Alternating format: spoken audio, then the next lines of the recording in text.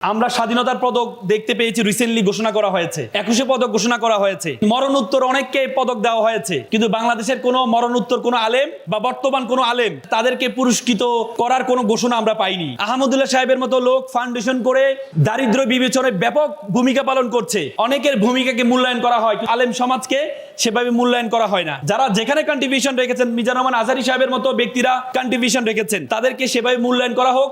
আমাদের মাননীয় প্রধানমন্ত্রী আলেমদেরকে নিয়ে চমৎকার একটা প্রোগ্রাম আয়োজন করেছে, এটা আমরা কংগ্রেচুলেট জানাই যে সকল আলেম, সকল ধরনের আলেমদেরকে নিয়ে আসছে। কিন্তু এটাও সত্য, শুধুমাত্র আলেমদেরকে ইফতারে নিয়ে তাদেরকে সম্মান করার মধ্যে সম্মান নেই। আমরা স্বাধীনতার পদক দেখতে পেয়েছি, রিসেন্টলি ঘোষণা করা হয়েছে, 21শে পদক ঘোষণা করা হয়েছে। মরণোত্তর অনেককে পদক দেওয়া হয়েছে, কিন্তু বাংলাদেশের কোনো মরণোত্তর কোনো আলেম বা বর্তমান কোনো আলেম যারা জাতির জন্য, সমাজের জন্য কন্ট্রিবিউশন রেখেছে, তাদেরকে পুরস্কৃত করার কোনো ঘোষণা আমরা পাইনি। আপনারা পেয়েছেন? পাইনি। তো সুতরাং আমাদের বাংলাদেশে অনেক আলেম আছে যারা বাংলাদেশের জন্য অনেক অবদান রেখেছে, সমাজ সেবা অনেক অবদান রেখেছে। আহমদুল্লাহ সাহেবের মতো লোক ফাউন্ডেশন করে দারিদ্র বিবেচনায় ব্যাপক ভূমিকা পালন করছে। অনেকের ভূমিকাকে মূল্যায়ন করা হয়, আলেম সমাজকে সেভাবে মূল্যায়ন করা হয় না। আজকের এই লাকসামের চমৎকার আয়োজন থেকে আমরা আহ্বান জানাবো, আমাদের যে আলেমরা যে যে জায়গায় অবদান রেখেছে, স্বাধীনতার পদক, 21শে পদক, যদিও আমাদের আলেমরা পদক পাওয়ার জন্য কাজ করে না। কোরআনে বলেছে কুনতুম খায়রা উম্মাত উখরিজাত লিন-নাস, আমি তোমাকে সৃষ্টি করেছি মানুষের কল্যাণ করার জন্য, এই জন্য তারা কল্যাণ করে। কিন্তু তারপরেও সামাজিক একটা স্বীকৃতি প্রয়োজন আছে। এই জন্য আমি আহ্বান জানাবো আমাদের সরকারকে, যারা আলেম সমাজ তাদেরকে স্বীকৃতি দেওয়া হোক। যারা যেখানে কন্ট্রিবিউশন রেখেছেন, মিজানুর রহমান আজহারী সাহেবের মতো ব্যক্তিরা কন্ট্রিবিউশন রেখেছেন, তাদেরকে সেভাবে মূল্যায়ন করা হোক। স্বাধীনতার পদক এবং 21শে পদক, সাহিত্যের পদক, সমাজ সেবার পদক আমাদের আলেম সমাজকে দেওয়ার আহ্বান জানাচ্ছি। তারপরে এখানে যারা অভিভাবক আছেন, আমি কয়েকটা কথা বলে আমি শেষ করব। দেখেন, সক্রেটিস একটা চমৎকার কথা বলেছেন। সক্রেটিস বলেছেন যে আমরা টাকা উপার্জন করার জন্য আমরা ইটকে দেয়াল বানাচ্ছি, দেয়ালকে আমরা বানাচ্ছি প্রাসাদ বানাচ্ছি। এই প্রাসাদ যার কাছে রেখে যাব তার জন্য কোনো সময় ব্যয় করছি না। আজকে আমরা আমাদের ছেলে সন্তানদেরকে সময় দিতে পারি না, আমরা প্রচুর অন্যদিকে অনেক সময় দিই। আজকে দেখেন দুপুরে কোনো খাওয়া নেই, এরপর সকাল থেকে আপনারা সময় দিচ্ছেন, এই জন্য আপনাদেরকে অভিনন্দন জানাচ্ছি। কুমিল্লার মানুষ এই দিক থেকে খুবই উন্নত, তারা তাদের সন্তানদেরকে সময় দেয়। আপনারা সে সকাল থেকে এখন বাজে প্রায় 1:30টার উপরে বাজে, এরপরও আপনারা শুধু আপনাদের সন্তানদেরকে ভালোবেসে সন্তানদের মুখের খুশিটা দেখার জন্য আপনারা যে বসেছিলেন, এই জন্য আপনাদেরকে অভিনন্দন জানাচ্ছি। সাথে সাথে আপনাদের মধ্যে আহ্বান জানাবো, সন্তানদেরকে একটু সময় দিবেন, সন্তানদেরকে একটু সময় দিবেন। আমরা সন্তানদেরকে প্রচুর পরিমাণ টাকা পয়সা দিই, আমরা সন্তানদের যেটা চাই সেটা কিনে দিই, কিন্তু সন্তানদেরকে আমরা কোনো সময় দিই না। আমি কোট এন্ড আনকোট করে আপনাদেরকে একটা অনুরোধ করব, আপনি আপনার সন্তানের জন্য যত টাকা সামর্থ্য আছে তার অর্ধেক খরচ করবেন। আপনি আপনার সন্তানের জন্য যত টাকা সামর্থ্য আছে তার অর্ধেক খরচ করবেন। যতটুকু সময় বরাদ্দ করেছেন তার ডাবল সময় সন্তানকে দিবেন। পারবেন তো ইনশাল্লাহ? পারবেন তো ইনশাল্লাহ? সন্তানকে যদি আপনি সময় দিতে পারেন, তাহলে এই সন্তান কখনো পথভ্রষ্ট হবে না। আজকে it is a very alarming for our society, it's a very alarming for our country.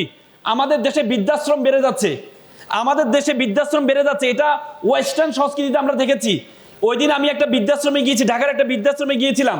সেখানে একটা মা দেয়ালে লিখেছে, বাবা এবার ঈদে তোর বাড়িতে আমাকে একটু নিবি, বাবা এবার ঈদে তোর বাড়িতে আমাকে একটু নিবি।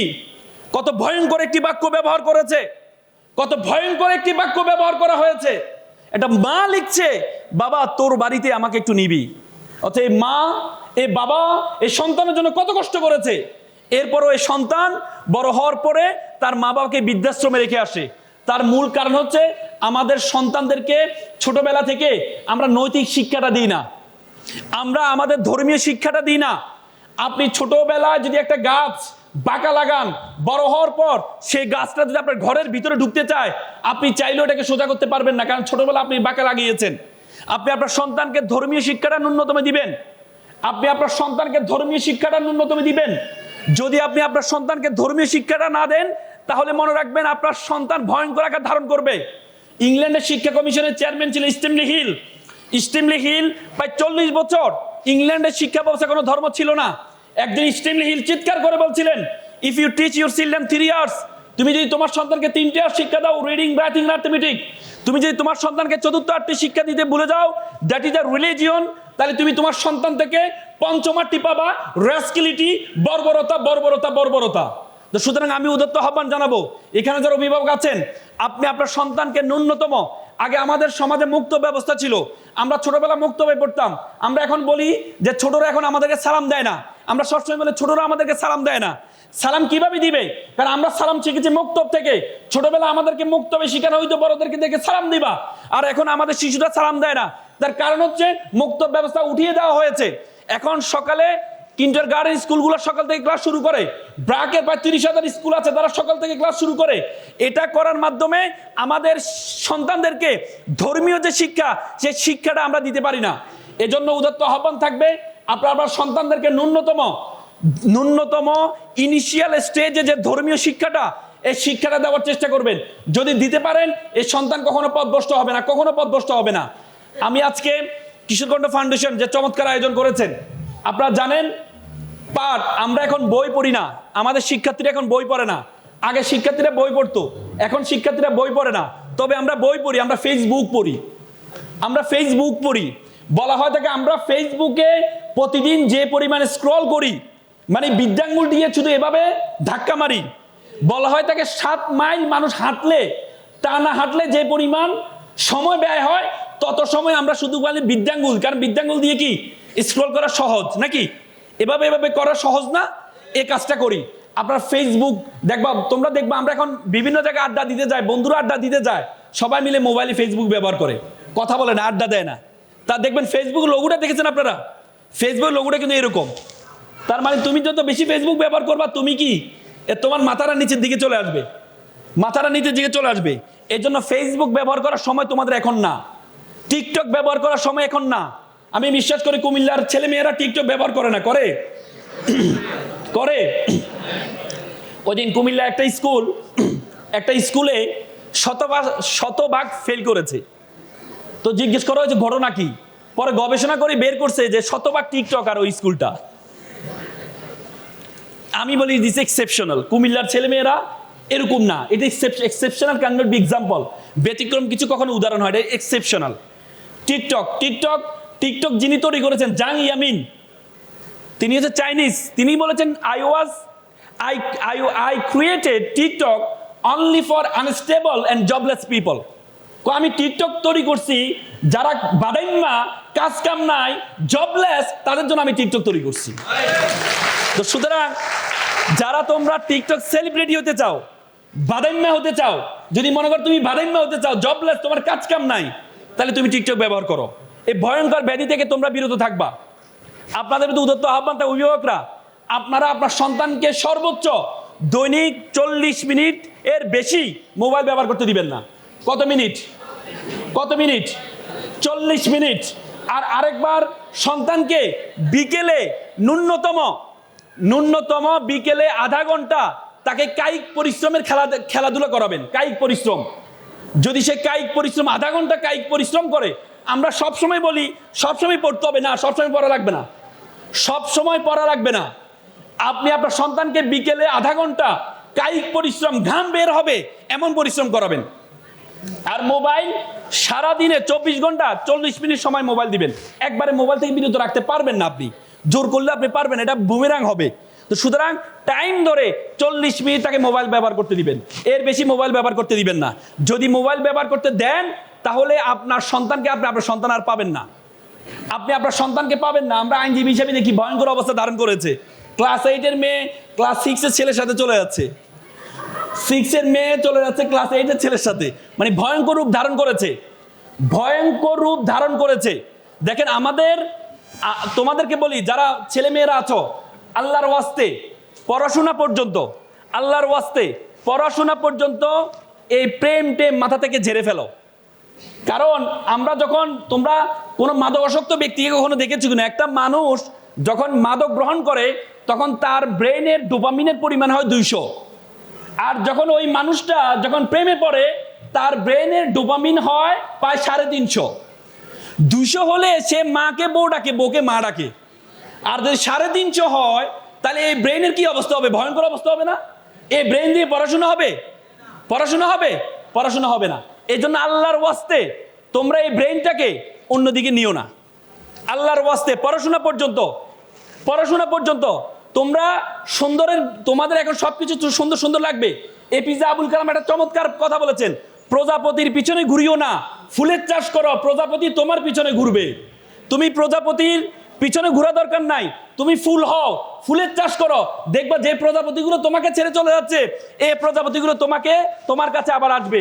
এপিজে আবুল কালাম আরেকটা চমৎকার কথা বলেছেন, তোমরা যদি পড়াশোনা করো, তোমরা যদি একঘেয়েমি পড়াশোনা করো, তখন দেখবা তোমার বন্ধুরা তোমাকে পাত্তা দিবে না, যে আমার বন্ধুরা ভালো না, আড্ডা দেয় না, আমাদের সাথে খেলে না, আনসোশাল। কান দিয়ে শোনো, আবার বের করে দাও, বের করে দেয়। এপিজে আব্দুল কালাম একটা কথা বলেছেন যে আমি একটি কাঠবিড়ালি পুষেছিলাম, বড় হওয়ার পর চলে গেছে।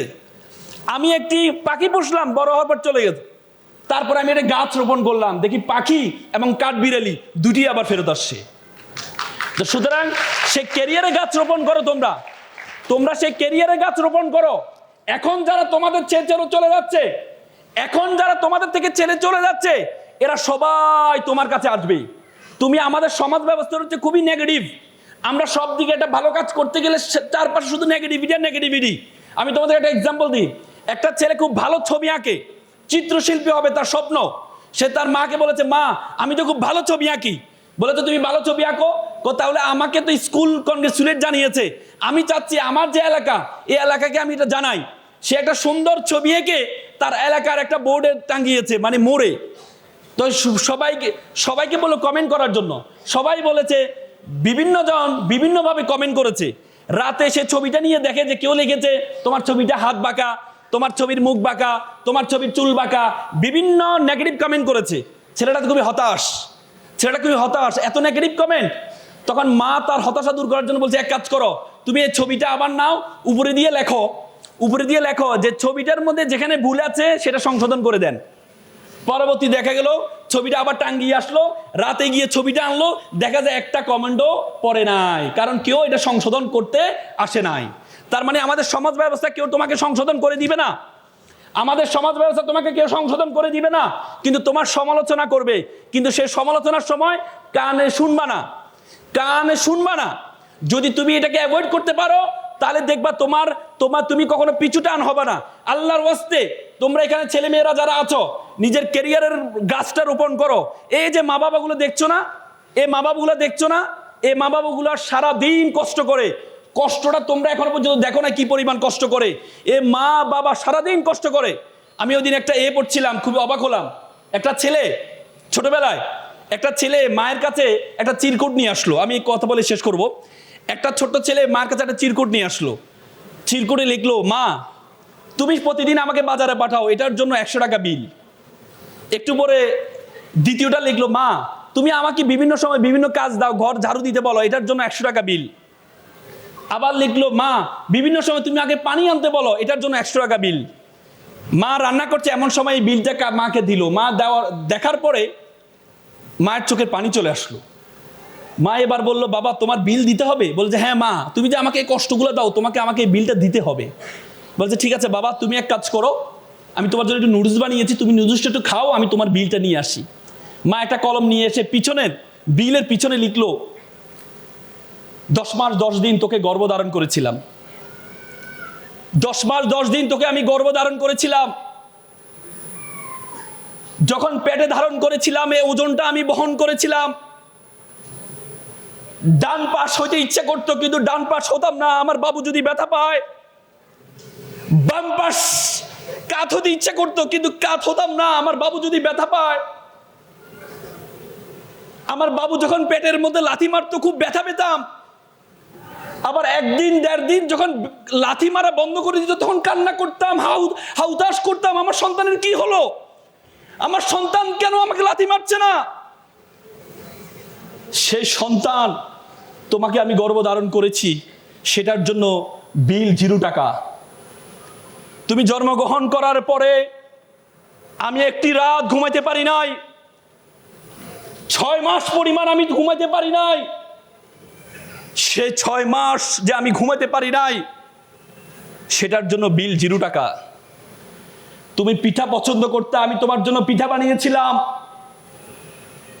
তোমাকে পিঠা দিয়েছি, তুমি খেয়েছো, পরিবারের সকলকে পিঠা দিয়েছি, খেয়েছে একটা পোড়া পিঠা। সে পিঠাটা সারাদিন কিছু খাইনি, চিন্তা করেছি পোড়া পিঠাটা খাবো। যখন মুখে নিব এমন সময় তুমি দৌড়ে এসে আমাকে বললাম, মা এটা কোন পিঠা? এটা তো তুমি আমাকে দাও না। এটা কোন পিঠা? এটা কি অন্য পিঠা? আমার সন্তানের হাসি এবং তার আগ্রহের দিকে তাকিয়ে বিশ্বাস করে আমি পিঠাটা তাকে দিয়ে দিয়েছিলাম। আমার সন্তান খাচ্ছে, আমার যে আনন্দ, আমার যে ভালোবাসা, আমি সেটা গ্রহণ করে নিয়েছি। সে আবেগ আমি কখনো ধরে রাখতে পারবো না। সেটার জন্য 0 টাকা। সেটি দেওয়ার পর সন্তান যখন বিলটা দেখলো, তখন সন্তান হাউ মাউ করে কান্না করে মাকে জড়িয়ে ধরলো, মা তোমার বিল আমি কখনো পরিশোধ করতে পারবো না। আজকে যারা তোমরা সন্তানরা এখানে আছো, মেডিকেল সায়েন্স বলে একটা মানুষ সর্বোচ্চ সহ্য করতে পারে 45 ইউনিট। তার চেয়ে বেশি হলে, ব্যথা বেশি হলে সে হয়তো বেহুশ হয়ে যায়, না হতে সে মারা যায়। একটা মা যখন সন্তান প্রসব করে তার ব্যথার ইউনিটি 55। বলা হয় 30টি হাড় একসাথে ভাঙলে যেমন ব্যথা পায়, তার চেয়ে বেশি ব্যথা পায় মা। সে মাকে আমরা বৃদ্ধাশ্রমে রেখে আসি। সে বাবা, এই বাবাগুলো দেখতে পাচ্ছ না? এই বাবাগুলো হচ্ছে সেই ছাদের মতো, সকল রোদ গ্রহণ করে নেয়, কিন্তু সন্তানের কাছে কোনো ধরনের গরম সে লাগতে দেয় না। বাবাকে বলা হয় একটা মোমবাতির মতো, নিজে গলে তারপরও পুরো পরিবারকে আলোকিত করার চেষ্টা করে। বলা হয় তাকে বাবা আর সূর্যের তাপ একই রকম। সূর্য যেমন আমাদের গরম দেয়, সূর্য না থাকলে পৃথিবীটা অন্ধকার হয়ে যায়, বাবা তেমন আমাদেরকে গরম দেয়, কিন্তু বাবা না থাকলে তোমার জীবনটা তেমনি অন্ধকার হয়ে যাবে। এজন্য আল্লাহর ওয়াস্তে ছেলে মেয়েদেরকে বললাম, তোমার মা বাবাকে ন্যূনতম ভালোবাসাটা দেওয়ার চেষ্টা করবা। তোমার মা বাবা তোমার থেকে কিচ্ছু চায় না। তোমার মা বাবা তোমার কাছ থেকে চায় তুমি পড়াশোনা করে নিজের পায়ে নিজে দাঁড়াবা। একটা বাবা যখন সন্তানকে কোলে নেয় তখন কাঁধে নেয়। বাবা মনে করে আমি যতটুকু দেখি আমার সন্তান আমার চেয়ে বেশি দেখবে, এই জন্য সন্তানকে কাঁধে নেয়। তো সুতরাং মা বাবা কিচ্ছু চায় না তোমাদের কাছে। মা বাবা চায় তোমরা একটু সফল হও, তোমরা একটু পড়াশোনা করো, নিজের পায়ে নিজে দাঁড়াও। তোমার পায়ের নিচে যে মাটি, এটা তোমার, এটা তুমি বলো। আমি তোমাদের আহ্বান জানাবো, তোমরা এই মা বাবার ন্যূনতম এই জিনিসটা মেনটেন করবো। আমি ছোট্ট একটা গল্প বলে কথা শেষ করব। আমার জীবনে সবচেয়ে বেশি দাগ কেটেছে, আমার জীবনে বাস্তবিক জীবন থেকে নেওয়া, আমার জীবনকে পরিবর্তন করার জন্য যথেষ্ট ছিল। আমি তখন ঢাকা বিশ্ববিদ্যালয়ের সূর্যসেন হলের ছাত্র ছিলাম। আমি যখন সূর্যসেন হলে পড়ি, তোমার একজন আমাদের মামা ছিলেন, তিনি নাইট গাইড ছিলেন। তিনি সারা ধরে নাইট ডিউটি দেন। সকালে দেখতাম একদিন পিঠা বিক্রি করছে। তা আমি বললাম, মামা আপনি সারা ধরে নাইট ডিউটি দেন, সকালে পিঠা বিক্রি করে আপনি ঘুমানটা কখন? বলে যে মামা জি, সকালে ভালো থাকবেন, সুস্থ থাকবেন, আসসালামু আলাইকুম।